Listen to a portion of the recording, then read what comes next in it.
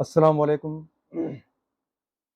اما بعد فاعوذ باللہ من الشیطان الرجیم، بسم اللہ الرحمن الرحیم۔ اولئک علی ھدی من ربہم واولئک هم المفلحون۔ ان الذین کفروا سواء علیہم انذرتهم ام لم تنذرهم لا یؤمنون۔ ختم اللہ علی قلوبہم وعلی سمعہم وعلی ابصارہم غشاوۃ ولہم عذاب عظیم۔ ومن الناس من يقول آمنا بالله وباليوم الآخر وما هم بمؤمنين يخادعون الله والذين آمنوا وما يخدعون إلا أنفسهم وما يشعرون في قلوبهم مرض فزادهم الله مرضا ولهم عذاب أليم بما كانوا يكذبون۔ اللہ تعالیٰ کے فضل و کرم سے جیسا کہ آپ کو پتہ ہے کہ ہم سورہ البقرہ کی تلاوت و ترجمہ کا شرف حاصل کیا ہے۔ آج ہم نے سورہ البقرہ کی آیت نمبر 5 سے لے کر 9 تک ہم ترجمہ اور تفسیر کا انشاءاللہ پڑھیں گے۔ پہلے ہم ترجمہ پڑھتے ہیں۔ وہی لوگ اپنے رب کی طرف ہدایت پر ہیں اور وہی مراد کو پہنچنے والے ہیں۔ بے شک وہ جن کی قسمت میں کفر ہے انہیں برابر ہے، چاہے تم انہیں ڈراؤ یا نہ ڈراؤ، وہ ایمان لانے کے نہیں۔ اللہ نے ان کے دلوں پر اور کانوں پر مہر کر دی اور ان کی آنکھوں پر گھٹا ٹوپ ہے، اور ان کے لیے بڑا عذاب۔ اور کچھ لوگ کہتے ہیں کہ ہم اللہ اور پچھلے دن پر ایمان لائے، اور وہ ایمان والے نہیں۔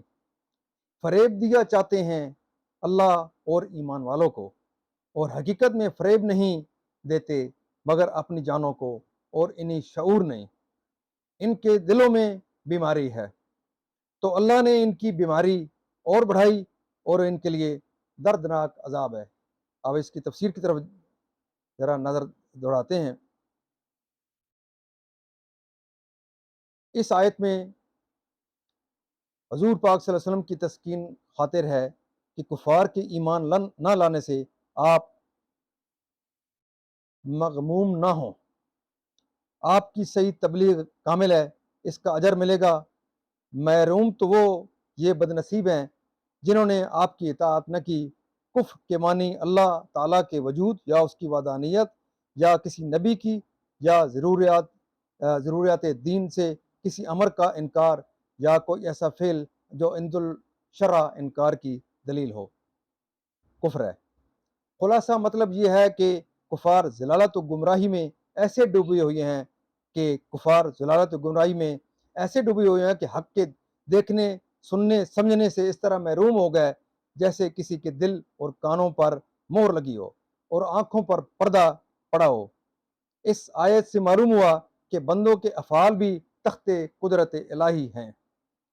اس سے معلوم ہوا کہ ہدایت کی راہیں ان کے لیے اول ہی سے بند نہ تھیں، بلکہ ان کے کفر و عناد اور شرک و بے دینی اور مخالفت و حق و عداوت انبیاء علیہ السلام کا یہ انجام ہے جیسے کوئی شخص طبیب کی مخالفت کرے اور زہر قاتل کھا لے اور اس کے لیے دوا سے انتفاع کی صورت نہ رہے تو خود ہی وہی مستحق ملامت ہیں۔ شان نزول یہاں سے 13 آیتیں منافقین کی شان میں نازل ہوئیں جو باطن میں کافر تھے۔ اسی کا دوسرا تسلسل جو ہے وہ صفحہ نمبر 1094 پر ہے کہ یہ اپنے آپ کو مسلمان ظاہر کرتے تھے، اور اللہ تعالیٰ نے فرمایا ما ہم بمؤمنین، وہ ایمان والے نہیں، یعنی کلمہ پڑھنا، اسلام کا مدعی ہونا، نماز روزہ ادا کرنا مومن ہونے کے لیے کافی نہیں۔ جب تک دل میں تصدیق نہ ہو۔ اس سے معلوم ہوا کہ جتنے فرقے ایمان کا دعویٰ کرتے ہیں اور کفر کا اعتقاد رکھتے ہیں، سب کا یہی حکم ہے کہ کافر خارج اسلام ہے۔ شرع میں ایسوں کو منافق کہتے ہیں، ان کا ضرر کھلے کافروں سے زیادہ ہے۔ من الناس فرمانے میں لطیف رمزیہ یہ ہے کہ یہ گروہ بہتر صفات و انسانی کمالات سے ایسا عاری ہے کہ اس کا ذکر کسی وصف و خوبی کے ساتھ نہیں کیا جاتا، یوں کہا جاتا ہے کہ وہ بھی آدمی ہے۔ اس سے معلوم ہوا کہ کسی کو بشر کہنے میں اس کے فضائل و کمالات کے انکار کا پہلو نکلتا ہے۔ اس لیے قرآن پاک میں جا بجا انبیاء کرام کے بشر کہنے والوں کو کافر فرمایا گا، اور در حقیقت انبیاء کی شان میں ایسے لفظ ادب سے دور اور کفار کا دستور ہے۔ بعض مفسرین نے فرمایا، من الناس سامعین کو تعجب دلانے کے لیے فرمایا گیا کہ ایسے فریبی مکار اور ایسے احمق بھی آدمیوں میں ہیں۔ اللہ تعالیٰ اس سے پاک ہے کہ اس کو کوئی دھوکہ دے سکے، وہ اسرار و مخفیات کا جاننے والا ہے۔ مراد یہ ہے کہ منافق اپنے گمان میں خدا کو فریب دینا چاہتے ہیں، یا یہ کہ خدا کو فریب دینا یہی ہے کہ رسول اللہ کو دھوکہ دینا چاہیں کیونکہ وہ اس کے خلیفہ ہیں، اور اللہ تعالیٰ نے اپنے حبیب کو اسرار کا علم عطا فرمایا ہے، وہ ان منافقین کے چھپے کفر پر مطلع ہے، اور مسلمان ان کے اطلاع دینے سے باخبر۔ تو ان بے دینوں کا فریب نہ خدا پر چلے، نہ رسول پر، نہ مومنین پر، بلکہ در حقیقت وہ اپنی جانوں کو فریب دے رہے ہیں۔ اس آیت سے معلوم ہوا کہ تکیہ بڑا عیب ہے۔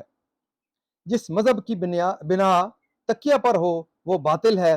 تکیہ والے کا حال قابل اعتماد نہیں ہوتا تو ناقابل اطمینان ہوتی ہے۔ اس لیے علماء نے فرمایا کہ بدعقیدگی کو قلبی مرض فرمایا گیا ہے۔ اس سے معلوم ہوا کہ بدعقیدگی کی روحانی زندگی کے لیے تباہ کن ہے۔ مسئلہ اس آیت سے ثابت ہوا کہ جھوٹ حرام ہے، اس پر عذاب علیم مرتب ہوتا ہے۔ معزز ناظرین، جیسے کہ آپ کو پتہ ہے کہ ہم نے شروع کی سورہ البقرہ کی شروع کی آیت کا ہم ترجمہ پڑھ رہے ہیں، الحمد شریف کا، اور سورہ البقرہ کی 3 آیات کا ہم نے ترجمہ اور تفسیر کل پڑھی تھی۔ قرآن پاک کے شروع سے ترجمہ اور تفسیر کو لے کر اگر آپ میرے ساتھ چلیں گے تو آپ کو قرآن پاک کا پیغام اور تعلیمات کو سمجھنے میں بہت مدد ملے گی، کیونکہ علماء نے بڑی ہی خوبصورت انداز میں قرآن پاک کا آسان الفاظ میں ترجمہ و تفسیر لکھ رکھی ہے۔ اگر آپ ملاحظہ فرمائیں تو سورہ البقرہ سورہ الفاتحہ میں اللہ تعالیٰ سے کچھ مانگنے کا طریقہ بتایا گیا ہے، اور پھر اس کے بعد سورہ البقرہ کے فضائل بیان ہوئے ہیں۔ اسی طرح سورہ البقرہ کے فضائل میں بیان ہوا ہے کہ یہ کتاب ہر اس شخص کے لیے ہے، چاہے وہ مومن ہو یا کافر۔ پھر متقی لوگوں کی تعریف و توصیف بیان کی گئی ہے۔ پھر کفار کا ذکر ہے جو ظاہراً اور باطناً کفار ہیں۔ اس کے بعد منافقین کا ذکر ہے، یعنی ان کی نشانیاں بتائی گئی ہیں۔ منافقین پر زیادہ زور دیا گیا ہے۔ اس کے بعد منافقین کا ذکر، یعنی ان کی نشانیاں بتائی گئی ہیں جو کہ باطن میں کافر ہیں اور اوپر سے اپنے آپ کو مسلمان ظاہر کرتے ہیں۔ پھر آگے چل کر پھر متقی لوگوں کا ذکر آتا ہے کہ وہ ٹھیک وقت پر اور خشوع و خضوع سے نمازیں پڑھتے ہیں، اور اس کے ساتھ ساتھ وہ مفسدات و مکروہات کا خیال کر کے نماز قائم کرتے ہیں۔ پھر اللہ تعالیٰ نے رزق کا بتایا ہے کہ رزق جو ہے وہ میں نے عطا کیا ہوا ہے انسانوں کو، ان کا پیدا کیا ہوا نہیں ہے۔ پھر اس کے بعد پھر اہل کتاب کا ذکر آیا ہے کہ اہل کتاب کون ہے۔ اہل کتاب اپنی کتاب اور تمام پچھلی کتابوں اور ان انبیاء علیہ السلام پر جو پچھلے انبیاء گزر گئے ہیں ان پر ایمان ان کے لیے لازمی ہے۔ پھر یہ بھی بتایا گیا ہے کہ چونکہ قرآن پاک کے نزول کے بعد تمام پچھلی کتابوں کے احکامات جو ہے وہ منسوخ ہو چکے ہیں۔ یہ تھوڑا سا اجمالاً میں نے بیان کر دیا ہے کہ تاکہ جن لوگوں نے آج دن تک میری ویڈیوز نہیں دیکھی ان کو سورہ الفاتحہ سے لے کر آج دن تک ایک اجمالاً میں نے اس کا ذکر کیا ہے، تاکہ آپ لوگوں کو 3-4 ویڈیوز کا بریف خلاصہ آپ کو پتہ چل جائے۔ میری تمام معزز ناظرین سے یہ درخواست ہے کہ ان ویڈیوز کو، قرآن پاک کا ترجمہ اور تفسیر جو میں بیان کر رہا ہوں اللہ تعالیٰ کے فضل و کرم سے، یہ آپ بھی ضرور سنیں، قرآن پاک پر عمل کریں، قرآن پاک کو سمجھنے کی کوشش کریں، اور پھر قرآن پاک پر عمل کریں اور دوسرے لوگوں کے ساتھ بھی شیئر کریں کہ اس طرح ترجمہ اور تفسیر کا ایک ذکر چل رہا ہے۔ اس لیے میری آپ تمام معزز ناظرین سے درخواست ہے کہ دوسرے لوگوں کو ضرور اس میرے چینل کو لائک اور شیئر کر کے یہ پیغام دوسروں تک پہنچائیں، تاکہ آپ کو بھی ثواب ملے گا، مجھے بھی ثواب ملے گا. ثم آمین ثم آمین.